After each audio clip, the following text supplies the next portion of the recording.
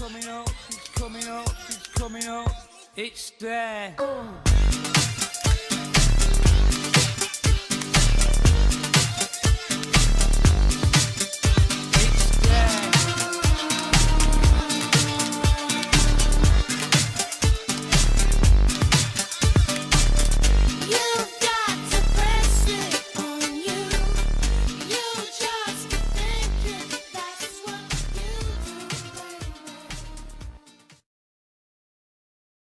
So the film opens in Argentina.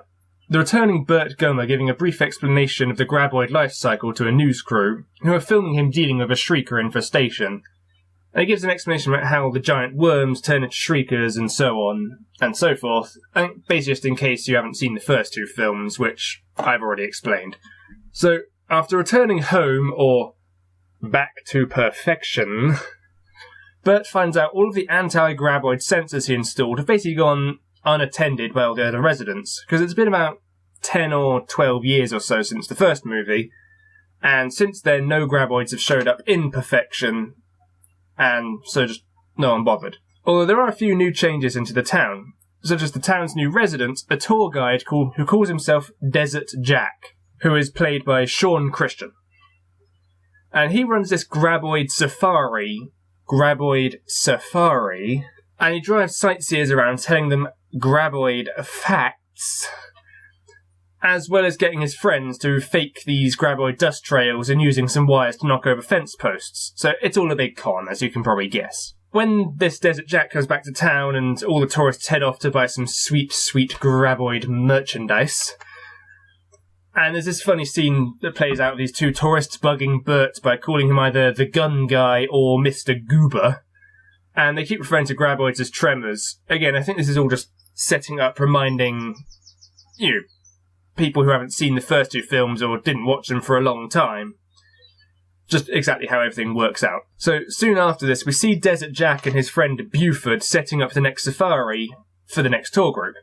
And they also bring along Mindy, the little girl from the first film, who is now a teenager and is basically completely bored of this whole setup. And of course then a real graboid shows up and attacks the tour group. It kills Buford and goes after the tourists. They manage to escape back to town and tell everyone what happened. So Burt gets the group together to hunt down the newly emerged graboids. But he gets interrupted by this group of government agents who forbid them from hunting an endangered species, because really we don't know how many graboids there are out there. There could be hundreds, there could be none, we don't know. And it's at this point in the movie we get introduced to a particular graboid, which is an albino one that surfaces near Burt's house, and Burt quotes some Moby Dick at it, because, it's white and an animal, and it just sort of leaves before he can shoot it in self-defense. And it later gets dubbed El Blanco, or The White, I suppose. So a few days passed, and Burt and his group still can't go out and hunt the graboids, so the graboids turn into shriekers, and they attack and kill the government agents. And this actually leads to a surprisingly emotional scene of Burt mourning the deaths of these agents. Even though he hated them, he spent the whole movie hurling insults at them, but he still thinks, no one deserved to die the way they did. So he decides to go out and wipe out the shriekers with his group now that the agents aren't getting in the way. But the group gets interrupted by El Blanco again, who, it turns out, is sterile and does not turn into shriekers, so it's still the giant worm phase at the minute. So the group manages to radio back to town and draw El Blanco away, but when they get to the shriekers, it turns out the shriekers have shed their skin and changed into something else. So this introduces us to the graboid's third and final form in their life cycle, the Ass Blaster. They're a taller, slimmer version of the Shrieker, essentially. But these ones can fly. And they fire this blast of gases from their asses, and which launches them into the sky, and where they then sort of glide around. They don't fly, they glide.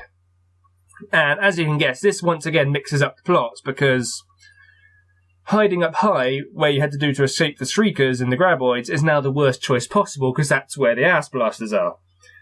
But with El Blanco still digging around, the floor isn't safe either, so we've got two threats from above and below, which, it's a pretty cool setup in my opinion. So the film goes on with basically trying to figure out how to deal with this new threat, and as well as dealing with El Blanco still around. So they end up leading the ass blasters to this nearby junkyard where Bert and his crew build a makeshift gun to fire, and I will pause here for effect. They fire flaming spears at the ass blasters. 2 of them get speared, and one blows itself up using a gasoline tank, which is quite funny. But the last one seems to have learned all of the hero's tricks. I mean, nothing they're doing is working against it, because these things are all smart. And Bert gets stuck to this old mattress, he can't move, the ass blaster is closing in, it's gonna bite him. And then Al Blanco bursts in and eats it. It is just a brilliant scene to finish up this movie. Seeing this huge great worm just burst up and be the hero for once instead of the villain that they normally are. Overall, this is actually probably the weakest movie of the series. It's not bad, per se. It's still a quality film, it's just not as good as all of the others. Having the 2 stages of Graboid interacting at once is pretty cool, and there's also this really awesome scene where Bert gets swallowed whole by a Graboid and has to be chainsawed out. And the characters are still just as much fun as they've always been. The CGI effects are still okay, they're just very noticeable, especially with the ass blasters. So, with the third movie acting as a sort of pilot, there was soon a TV series of Tremors on air. I don't have a DVD to show off because as far as I know it was never released in Europe, it's an American thing only. But all the episodes are available on YouTube, so I have seen them. The basic premise of the series is that the residents of Perfection are now living peacefully alongside the white Graboid El Blanco. And because the Graboids are an endangered species, it means as long as El Blanco is around, the town of Perfection can't be converted into condos. Yeah, that's the driving force here, condos. So, every episode has one of 3 basic plots. Number 1, there's a new Graboid outburst that Bert has to deal with. Number 2, someone is trying to kill El Blanco for some reason or another.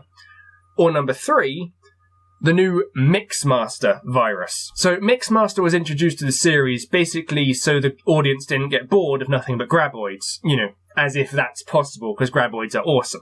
So in short, Mixmaster was this government project designed to combine the DNA of 2 different species. And if you think the idea seems out of place in the comparatively realistic Tremors series, then you're right, it is out of place. Although, unlike a lot of other times DNA combining is used in fiction, it is mentioned about 99% of Mixmaster creatures die before birth because they just don't work with themselves. They can't live. And the ones in the episodes are the remaining 1% who lucked out and managed to survive. I won't really go into more detail about the series because there simply isn't very much to say about it. The series lasted for about 12 episodes. And to be honest, it really wasn't very good. It could have been far, far worse. I mean, things like this tend to look really, really bad, but it was okay.